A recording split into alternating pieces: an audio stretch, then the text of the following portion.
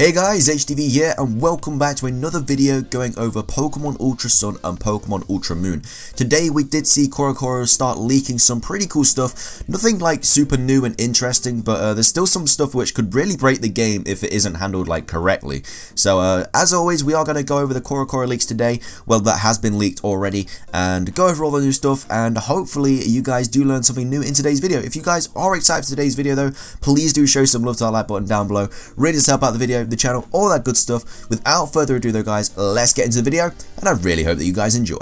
Okay, so 2 pages have been leaked so far for this month's CoroCoro, and there's a lot of information in these 2 pages. No like new Pokemon or anything like that, but new moves have been released, something that could really break the game, and just some more information about, you know, Necrozma and Lunala and Solgaleo, everything like that. So first of all, we're going to go, well, there's been 2 pages that have been, well, 2 like double pages that have been released. So we're going to go over the first one here, which just show Lunala and Solgaleo.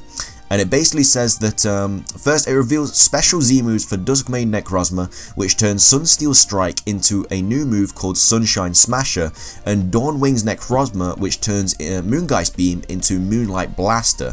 So Galio and Lunala can also use these respective Z-moves. So these are 2 new Z-moves that these 2 can learn. It kind of makes sense that they would get their own Z-moves and everything like that, because, you know, they are new forms, they're really strong, powerful, they've been fused with Necrozma, everything like that. It also introduces a new move known by Duskmane Necrozma called Photon Geyser, something like that. I think it's Photon Geyser. I think that's the pronunciation of it, which sounds kind of like pretty powerful. It sounds like it could be doing a lot of damage, but so do the Z-moves as well. Sunshine Smasher and Moonlight Blaster, they could be doing a lot of damage as well. So we're getting a bunch of new Z-moves as well, some pretty like unique Z-moves. Of course, we have the Lycanroc Z-moves, we have the Kommo-wo special Z-moves, you know, that are unique to that Pokemon, and now we're having the new Necrozma forms having their own Z-moves as well.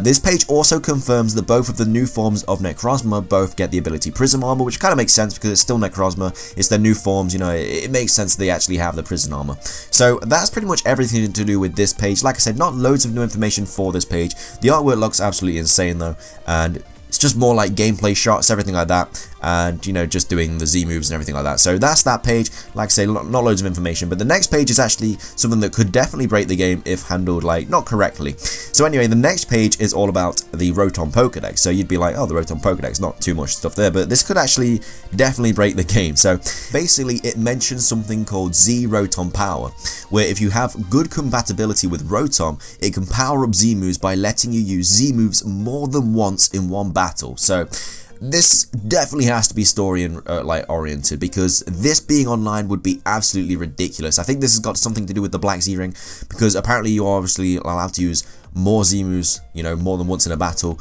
with the Black Z-Ring, and it seems to be doing something with the Rotom, you know, the Rotom deck. So we could definitely see this in the anime as well with Ash doing this, but if this was online, it would definitely break the game, because being able to use 2 Z-moves in one fight would just be ridiculous. It would just make everything broken, and it would just like, I don't know, it'd just be silly. So I think this is literally just for the story. It makes sense as well, because you don't really get the Rotom decks online anyway. That's just for the story, so it makes sense in that regard. I don't think they'll be doing this online. It might mean the story could be very, very difficult. If we're having the option to use 2 Z-moves in one battle, I could definitely see Ultra Sun and Moon being like a couple of the hardest games we've ever found on like the Pokemon franchise. So it then goes on to say that Rotom Dex also has various new features introduced in the game.